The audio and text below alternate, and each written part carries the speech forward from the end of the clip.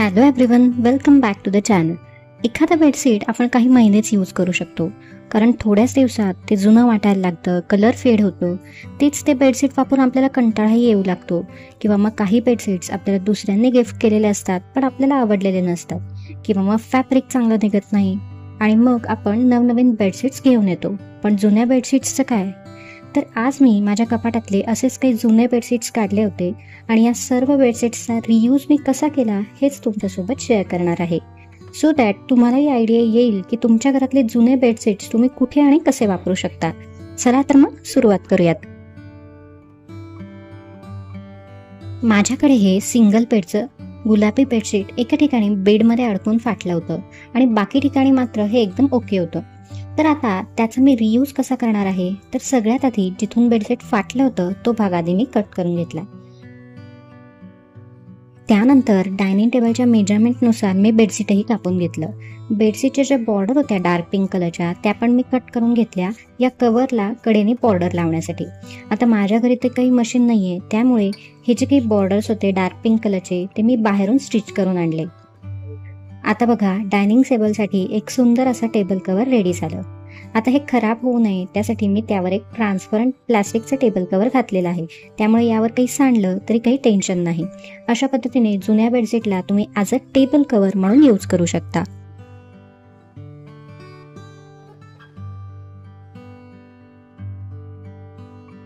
माझ्याकडे हे खूप जुनं सिल्कचं चांगल्या क्वालिटीचं तसं बेडशीट होतं. ॲक्च्युली माझ्या सासूबाईंनी खूप आधी महालक्ष्म्यांच्या खाली घालण्यासाठी म्हणून घेतलं होतं. खरं तर 1-2 वेळाच याचा यूज झाला होता, पण डेली यूजसाठी याचा काहीच उपयोग होत नव्हता आणि बेडच्या वरही टाकू शकत नव्हतं, त्यामुळे अनेक वर्ष बेडच्या आतमध्येच हे पडून होतं. तर मी आता यूज ॲज अ सोफा कव्हर म्हणून करणार आहे. सोफ्यावर मी आधी याला आडवं टाकून पाहिलं, पण डिझाईनही आडवी होत असल्याने मला ते परत उभं टाकावं लागलं. पण मग उभं टाकल्यामुळे लेंथला थोडंसं कमी पडत होतं, तर मी तेवढाच एक पट्टा कट करून तिथे स्टिच करायचं ठरवलं. आणि आता राहिलेल्या बेडशीटच्या भागात सोफ्याच्या 2 खुर्च्यांच्या कव्हर शिवाय टिपॉयसाठी एखादं छोटं रनरही कट करून घेतलं. तुम्हाला जर थोडी जरी स्टिचिंग येत असेल ना तर खूपच छान. मला तर स्टिचिंग येतही नाही आणि घरी स्टिचिंगचं मशीनही नाही, म्हणून आजच्या व्हिडिओमध्ये मी जे काही शिवून घ्यायचं असेल ते मी बाहेरच्या टेलरकडूनच शिवून घेतलं. या सगळ्या स्टिचिंगसाठी तुमचा जो कोणी प्रोफेशनल टेलर असेल नेहमीचा तर त्याच्याकडे जाऊ नका, त्यामुळे तो जास्त चार्जेस घेईल.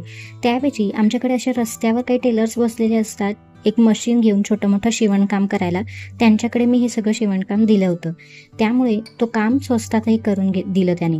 आता डायनिंग टेबलच्या कव्हरला बॉर्डर लावण्यासाठी आणि या सगळ्या कव्हरला कडेने एक छोटीशी टिप मारण्यासाठी त्याने फक्त माझ्याकडून 150 रुपये घेतले आणि या सगळ्यासाठीचं कटिंग मी स्वतःहून करून दिलं होतं, त्यामुळे त्यांनी कदाचित कमी चार्जेस घेतले असतील. कुशन कव्हर मात्र त्या बेडशीट सोबत मॅचिंग होतेच, ते मी वापरले. तर या यूज होत नसलेल्या बेडशीट पासून मी बनवलेलं सोफा कव्हर कसं वाटतंय मला कमेंटमध्ये नक्की सांगा. गुलाबी बेडशीट्सचे जे काही तुकडे राहिले होते त्यापासून मी 3 छोट्या छोट्या अशा कापडी पिशव्या बनवल्या. या पिशव्यांना मी हात शिलाईच करून घेतलेली आहे.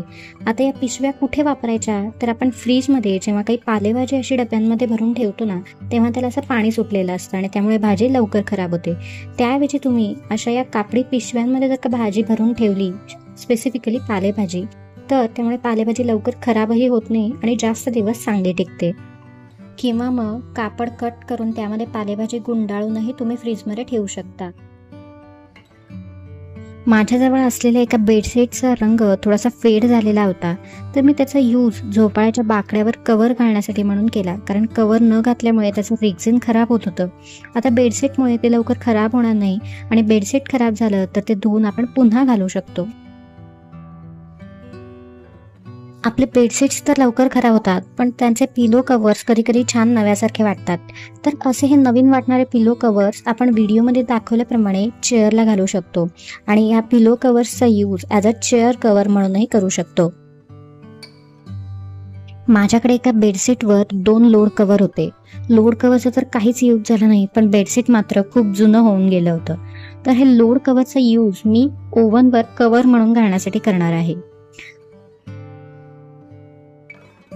आणि दुसऱ्या एका लोड कवरला मी मधून कट करून घेतलं आणि त्याचा यूज आता मी फ्रीज कवर म्हणून केला. वॉशिंग मशीनवर सुद्धा कव्हर करण्यासाठी तुम्ही एखादं जुनं बेडशीट यूज करू शकता. 2-4 जुन्या बेडशीट्सना व्यवस्थित स्क्वेअर शेपमध्ये फोल्ड करून घ्यायचं आणि एखाद्या कुशन कव्हरमध्ये भरायचं आणि आपली एखादी नवीन कुशन तयार होते. त्यामुळे जुन्या पिलो कव्हरमध्ये तुम्ही तुमच्या ज्या सिल्कच्या काठपदराच्या साड्या आहेत त्या ठेवू शकता.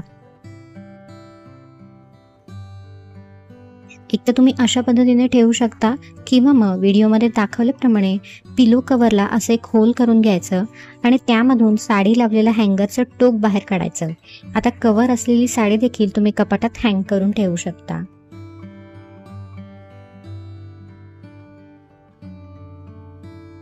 तर फ्रेंड्स, आज मी माझ्याकडे असलेल्या जुन्या बेडशीट्सना कसं रियूज केलं हेच तुमच्यासोबत शेअर केलं. व्हिडिओ जर थोडा जरी युजफुल वाटला असेल ना तर प्लीज लाईक करा, तुमच्या फ्रेंड्स अँड फॅमिलीसोबतही शेअर करा आणि चॅनलवर नवीन असाल तर सबस्क्राईब देखील जरूर करा. सबस्क्राईब केलेलं असेल तर बाजूचा बेल आयकॉन जरूर दाबा, कारण मी नवीन व्हिडिओ अपलोड केल्याचं नोटिफिकेशन त्यामुळे तुम्हाला येईल. चला तर मग पुन्हा भेटूयात पुढच्या रविवारी. तोपर्यंत बाय बाय.